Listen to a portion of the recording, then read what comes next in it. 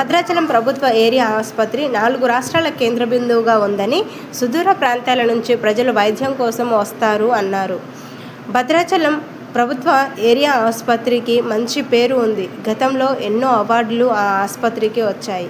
కానీ గత కొంతకాలంగా భద్రాచలం ప్రభుత్వ ఏరియా ఆసుపత్రి గురించి అనేక సంఘటనలు వార్తల రూపంలో రావడం చాలా బాధాకరమైన విషయమని, ఇది కొంతమంది సిబ్బందికి మరియు డాక్టర్ల నిర్లక్ష్యంగానే జరిగిన మాట వాస్తవమని, ఇక నుంచి అటువంటి సంఘటనలు పునరావృతం కాకుండా ప్రత్యేక చర్యలు తీసుకుంటామన్నారు.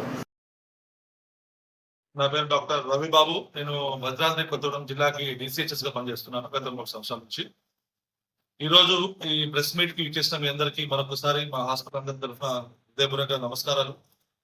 ఈ ప్రెస్ మీట్ మెయిన్ ఉద్దేశం ఏంటంటే, మీ అందరికి తెలిసిన విషయమే, 4 జిల్లాలకి జంక్షన్ లో ఉన్న పెద్ద ఆసుపత్రి, స్టేట్ లెవెల్లోనే ఒక నెంబర్ 1 పొజిషన్ లో ఉన్న ఆసుపత్రి, తర్వాత ఎన్నో అవార్డులు రివార్డులకు సొంతం చేసుకున్న ఆసుపత్రి, అట్ ద సేమ్ టైం ఎన్నో సవాళ్లు, స్టాఫ్ సవాళ్లు, తర్వాత ఇష్యూస్, తర్వాత కొందరు నిర్లక్ష్యం మూలంగా కొన్ని జరిగిన నష్టాలు, అదేవిధంగా కొన్ని ఈ మధ్య ఇటీవల పేపర్లో తరచుగా కొన్ని విషయాల మీద వస్తున్న వార్తల నేపథ్యంలో కొన్ని విషయాలు మేము దృష్టికి తీసుకురావాలనే ఉద్దేశంతో ఈరోజు ప్రెస్ మీట్ ఏర్పాటు చేయడం జరిగింది.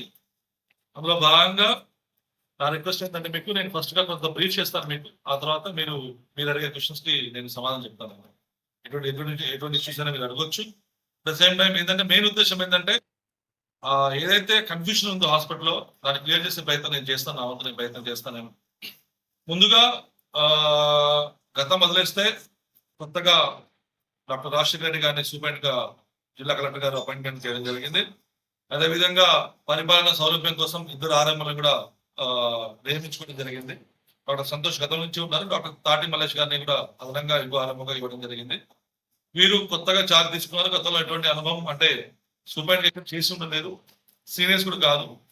కాకపోతే మనకు బయట నుంచి ఎవరు కూడా సివిల్ సర్జన్స్ ఎవరు రాలేదు కాబట్టి ఉన్న వాళ్ళలోనే మెరిట్ ప్రకారంగా తీసుకోవడం జరిగింది. సో రకరకాల సవాళ్ళు ఉన్నాయి మాకు వీళ్ళకి. మొన్న వచ్చి రాగానే చాలా మంది మన ట్రాన్స్ఫర్స్ లో ఇక్కడ నుంచి ఇద్దరు డాక్టర్స్ వెళ్ళిపోయారు. డాక్టర్ రామకృష్ణ గారు చెప్పడం వెళ్ళిపోయారు, కృష్ణవేణి గారు ఈఎన్టీ సెంటర్ వెళ్ళిపోయారు. వాళ్ళిద్దరూ వెళ్ళిపోయారు, కానీ మనకు ఒక డాక్టర్ కూడా తిరిగి రాలేదు మన భద్రాచలం. ఇది ఒక పెద్ద మనకు మైనస్.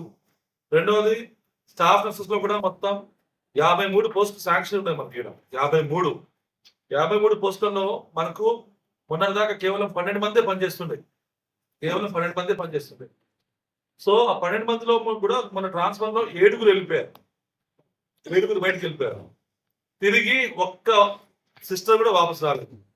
సో వెంటనే ఎమర్జెన్సీ పర్పస్ గా మన కంట్రోల్లో ఉన్న జిల్లా కలెక్టర్ కంట్రోల్లో ఉన్న 6 బూర్గంపాట్లో ఉన్న స్టాఫ్ నర్సెస్ ని మేము తీసుకొచ్చేసి ఎమర్జెన్సీ పర్పస్ మీద భద్రాద్రి పంపించడం జరిగింది. ఎందుకంటే ఇక్కడ ఇష్యూస్ అవుతాయి కాబట్టి. గతంలో కూడా కొంచెం విషయాలు ఇలాగే ట్రాన్స్ఫర్ ఇష్యూలో వస్తే, ఒక జీజీహెచ్ కొత్తగూడెం నుంచి కూడా దాదాపు ఒక 26 మంది సిస్టర్స్ ని ఇక్కడ, అంటే 20 మంది సిస్టర్స్ ని ఇక్కడ మేము డెప్యుటేషన్స్ నడిపిస్తున్నాం. సో జిల్లా పరంగా మాకు చేయాల్సిన ప్రయత్నం మేము చేస్తున్నాం. అయినప్పటికీ కూడా కొన్ని సవాళ్ళు అయితే మాకున్నాయి, డాక్టర్స్ పరంగా కానీ సిస్టర్స్ పరంగా కానీ. అట్ ద సేమ్ టైమ్ ఈ మధ్య వచ్చిన న్యూస్ లో వచ్చిన ఐటమ్స్ కానీ వాటి మీద కూడా స్పెషల్ దృష్టి సారించడం జరుగుతుంది. Especially doctors timings.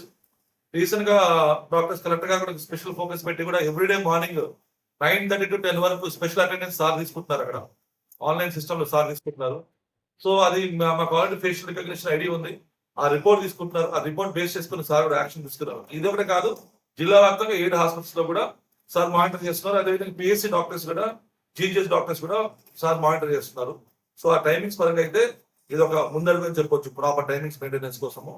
At the same time ఇక వేరే చిన్న చిన్న విషయాలు అన్నిటి కూడా కొన్ని సవాళ్ళు నిత్యం ప్రతి హాస్పిటల్లో ప్రతి సంసారం ఉండే, వాటన్నింటినీ కూడా ఎటువంటి నిర్లిప్తత లేకుండా, నిర్లక్ష్యం లేకుండా ప్రాంప్ట్ గా యాక్షన్ తీసుకోవడానికి మేము రెడీ ఉన్నాము. ఏమన్నా గతంలో అయితే చాలాసార్లు చెప్పి చూసినాము, ఇక్కడ నుంచి చెప్పడాలు ఏం లేవు. ఎందుకంటే అందరికి తెలిసిన విషయాలే. ఒకసారి చెప్పి ఫస్ట్ ఒక వార్నింగ్ ఇస్తారు, 2వ వార్నింగ్ ఇస్తారు, 3వసారి యాక్షన్ తీసుకుంటారు జనరల్ గా.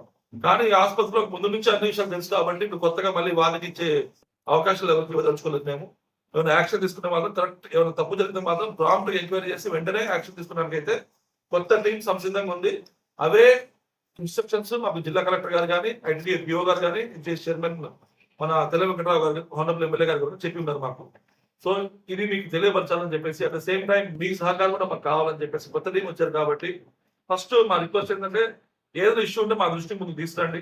మేము రెస్పాండ్ కాకుండా మేము నిర్లక్ష్యంగా ఉండి మేము ఎవరైనా కాపాడే ప్రయత్నం చేస్తున్నట్టు మీకు అనిపిస్తే అది మీరు పేపర్ రాయండి. నెంబర్ 1.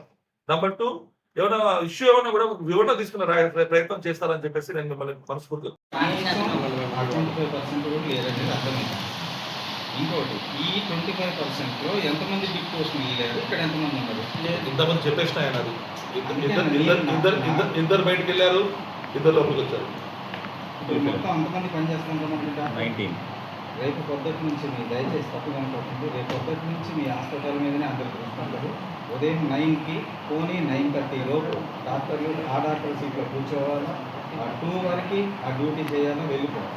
ఎంతమంది ఇబ్బంది పడుతున్నారో మేము గమనిస్తున్నాం. సబ్మిట్ చేస్తున్నాం. 9:32 రావాలంటే 9:32 ఓపీ స్టార్ట్ కావాలంటే రౌండ్స్ ఎప్పుడు వేయాలి? అది మీరు డ్యూటీ వేసుకున్నారు డాక్టర్లు. అదే మరి రౌండ్స్ డాక్టర్లు అని వేరే వేసుకోండి. మా టీం అట్లా కుదరదు కదా. ఇప్పుడు జనరల్ సెక్రటరీ ఒకటి ఉంటాడు, ఆయన సర్జరీ చేయాలి, ఆయనే ఓపీ చూడాలి. మన దగ్గర 2-3 ఉంటే ఒకరు ఓపీ చూసుకుంటూ ఒకరు ఓటీ చూసుకుంటూ చేసుకోవచ్చు. బలపరిచి ఆసుపత్రి ప్రతిష్టను నిలబెట్టే విధంగా మనం అందరూ కలిసి మీకు ఉండేటట్టుగా మీ సహకారం అందిస్తారని నేను కోరుకుంటాను. Thank you.